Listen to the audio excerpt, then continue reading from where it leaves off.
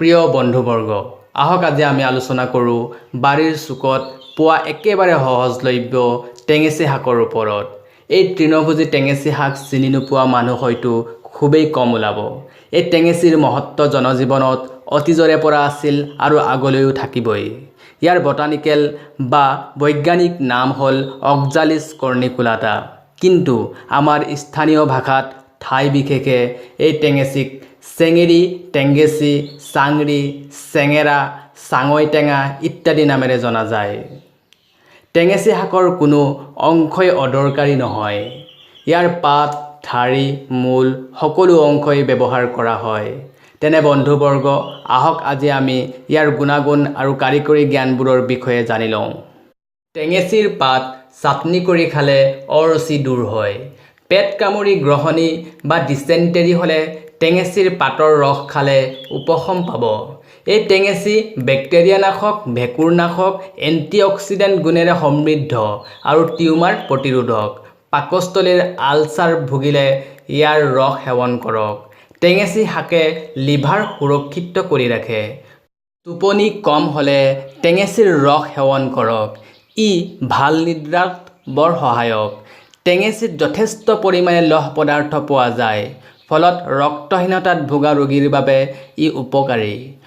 মুখৰ ঘাঁ বা স্কাৰ্বিৰ দৰে ৰোগৰ পৰা উপশম পাবলৈ টেঙেচিৰ ৰসেৰে কুলকুলি কৰক, কিয়নো ইয়াত যথেষ্ট পৰিমাণে ভিটামিন চি থাকে।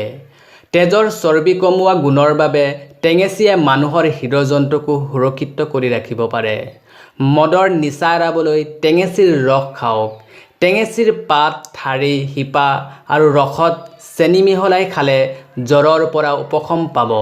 মানুহৰ প্ৰস্ৰাৱ খোলাচা হোৱাত টেঙেচিয়ে সহায় কৰে, ফলত বিভিন্ন ধৰণৰ UTI বা সংক্ৰমণজনিত ৰোগৰ পৰা টেঙেচি সেৱন কৰিলে বাচি থাকিব পাৰি।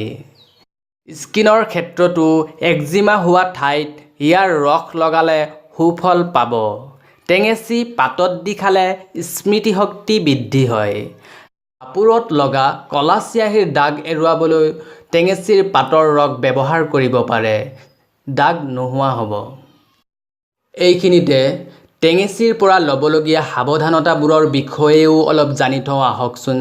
যিসকল ব্যক্তিৰ বাতবিষ, তেজৰ ইউৰিক এচিড বেছি, উচ্চ ৰক্তচাপ বা কিডনিত পাথৰ আছে, তেনেলোকে টেঙেচিৰ পাতৰ পৰা বা ইয়াৰ মূলৰ পৰা বা ইয়াৰ ৰসৰ পৰা বাৰণ কৰিব।